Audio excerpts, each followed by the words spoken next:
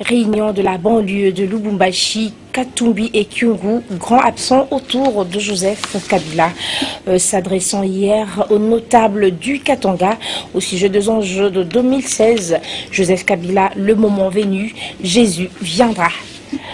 Cohésion nationale, le front katangais et enfin, nouveau projet de loi électorale, les Congolais de la diaspora voteront.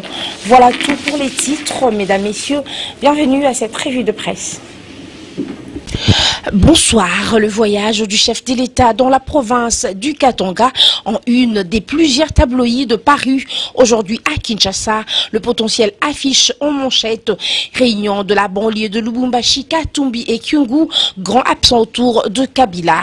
Le Katanga bouillonne et les tensions sont loin d'être dissipées, affirme le journal. En séjour prolongé dans la province, c'est dans sa ferme de Kashamata sur la route de Kasumbalesa que le chef de l'État s'est entretenu hier avec les notabilités du Katanga.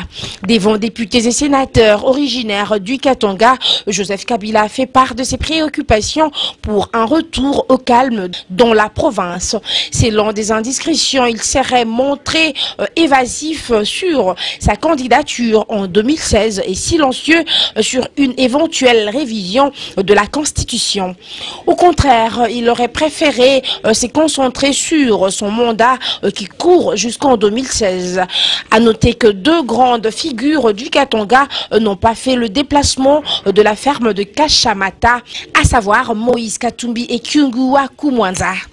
Au journal d'ajouter le retour en grande pompe de Moïse Katumbi le 23 décembre 2014 à Lubumbashi a créé une onde de choc dans la province du Katanga, peine à contenir. Dans les milieux du pouvoir, la métamorphose du troisième penalty a été retournée dans tous les sens. Au Katanga, des tensions encore latentes sont bien visibles, aussi bien que le chef de l'État Joseph Kabila Kabange a dû prolonger son séjour dans la province pour sans doute concilier les avis très divergents des uns et des autres. Dans une autre colonne, le journal écrit la grand-messe de Kashamata, prévue au départ pour le 4 janvier, jour de la célébration des martyrs de l'indépendance. C'est finalement hier mardi que le chef de l'État s'est entretenu dans sa ferme de Kashamata sur la route de Kasumbalesa avec les principales notabilités du Katanga. La rencontre s'est voulue sobre et détendue, loin des caméras, rapportent des sources proches de la présidence. Seule la presse présidentielle a eu droit à la rencontre, mais là aussi, les instructions ont été strictes, empêchant toute fuite au niveau de la presse. Les spéculations sont par contre allées dans tous les sens. L'on sait d'ores et déjà, l'événement du 23 décembre 2014 aura été l'effet détonateur de la grande messe de Kashamata.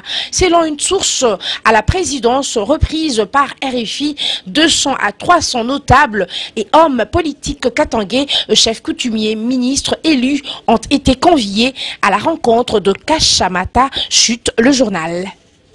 La même information relayée par Forum des As s'adressant hier aux notables du Katanga au sujet des enjeux de 2016. Joseph Kabila, le moment venu, Jésus viendra. Moïse Katumbi et Gabriel Kyungu, deux grands absents. Bon nombre d'observateurs accordent une mention spéciale au patriarche Charles Mwando Nsimba qui a pris la parole au nom de la communauté. Comme annoncé dans Forum des As hier, le chef de l'État s'est entretenu avec les notables du Katanga lundi 5 janvier dans la ville de Lubumbashi. Un échange franc et sincère, renchrit le journal où Joseph Kabila avait des primes abord tenus à préciser les choses. Sa communication a surtout concerné le fonctionnement de l'Assemblée provinciale du Katanga et les enjeux de l'an 2016. C'est une communication claire et sans équivoque que le Raïs a adressée aux notables du Katanga sur des questions qui taraudent l'esprit de tous afin d'éclairer la lanterne de tous. C'était sans embâche, indique-t-on, le président de la République est allé droit au but pour remettre les pendules à l'heure une bonne fois pour toutes. Dans une autre colonne, le journal écrit « Le moment venu, les Christ viendra », dissecte le raïs. Les enjeux de 2016 n'ont pas du tout constitué un sujet tabou pour les chefs de l'État à Lubumbashi. Il en a bel et bien parlé, mais en parabole, comme Jésus-Christ dans les Écritures saintes. Il a d'abord qualifié des distractions tout ce qui se raconte avant de lancer le moment venu, les Christ viendra. Il n'est pas allé dans les détails pour mieux faire comprendre sa parabole. Mais de quel Christ s'agit-il et à quand son avènement, s'interroge le tabloïd, et de répondre, c'est ce que Joseph Kabila n'a pas pris soin de préciser. Cela viendra certainement au moment opportun, mais la formule du raïs représente une sérieuse indication, comme s'il trouvait qu'il est trop tôt pour étaler ses cartes en public. Ce qui reviendrait à dire que Joseph Kabila aurait déjà sa petite idée sur les enjeux de 2016. Contrairement à ce qui se raconte ça et là, une surprise, s'interroge le journal, et de répondre. Au cours de la même réunion, Joseph Kabila a réaffirmé son engagement à respecter la Constitution. Au cours de la rencontre d'hier, la sagesse et l'expérience du patriarche Charlemagne Donsimba ont été saluées par bon nombre d'observateurs. C'est de la sorte que là où certains les découvraient après l'avoir suivi de loin, d'autres déjà habitués aux interventions du patriarche du Katanga indiquaient simplement que c'est le contraire qui aurait plutôt étonné. On comprend d'ailleurs pourquoi c'est lui qui a pris la parole au nom de toute la communauté. Concernant l'arrivée de Jésus-Christ, le vieux moine Donsimba a souhaité quand même que les signaux l'annoncent. Autrement dit, il faut qu'on sache quand cela arrivera.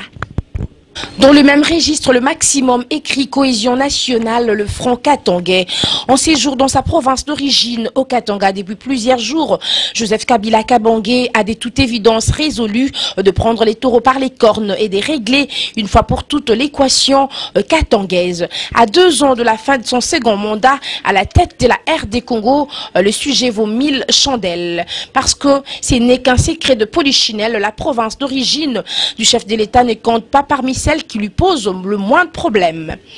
Loin s'en faut, le Katangais, le premier fiscaliste interrogé, vous le direz, est un quasi-état sauvage dans l'État congolais. On sait que la fiscalisation y est quasi nulle. Sur le plan sécuritaire, des milices de tout genre que l'on croit savoir entretenues par l'un ou l'autre baron du régime au pouvoir, dont les pays et la province n'ont pas arrêté de s'aimer la mort, y compris en pleine ville de Lubumbashi, la capitale provinciale. Et enfin, le même journal titre en bas de sa une. Nouveau projet de loi électoral, les Congolais de la diaspora voteront. Une réunion du gouvernement en exécution de la partie du message de vœux de Kabila aux Congolais relative à la tenue en 2015 d'une série de scrutins électoraux.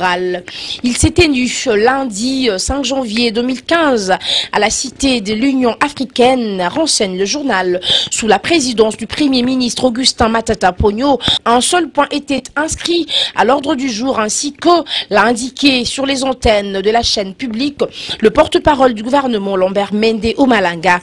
Examen et adoption du projet de loi modifiant et complétant la loi numéro 06/006 du 9 mars 2006, telle que modifiée par la loi numéro 11/003 du 25 juin 2011 portant organisation des élections présidentielles, législatives, provinciales, urbaines, municipale et locale.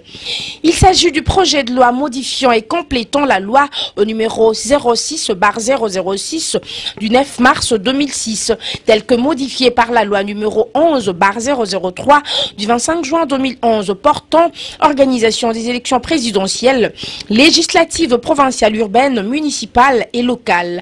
De nombreuses innovations ont été introduites dans le nouveau projet de loi électoral, dans le seul article premier modifié la bagatelle de 51 articles du texte en vigueur à ce jour, tandis que l'article 2 introduit quelques 8 nouvelles dispositions qui complètent l'arsenal des prérogatives dévolues à la CENI, Commission électorale nationale indépendante. Parmi les objectifs poursuivis à travers ces innovations justifiées par le besoin de corriger les dysfonctionnements observés en 2006 et en 2011. On peut noter le remplacement du système d'enregistrement périodique des électeurs par un système d'enregistrement permanent permanent, rendant plus transparent l'ensemble du processus électoral. Au nombre des innovations introduites dans ce projet, dont le maximum c'est de procurer une copie, on peut retenir la majoration de frais de dépôt des candidatures, mais aussi et surtout la possibilité donnée aux Congolais de l'étranger de prendre part à l'élection présidentielle. Une revendication que nos frères qui résident en Europe, en Asie, en Amérique et ailleurs à travers le monde, de faire entendre leur voix et de peser sur le processus des désignations de ceux qui président aux destinées de leurs parents demeurés au pays. C'est donc tout pour cette revue de presse. Mesdames, messieurs, bonsoir. C'en est donc fini pour cette revue de presse. Merci à vous de l'avoir écouté. Suivez-nous également dans locoléacongo.com et visitez votre site en faisant www.congolocolenews.com. On se retrouve demain. D'ici là, portez-vous bien en compagnie de notre site, votre site. Merci.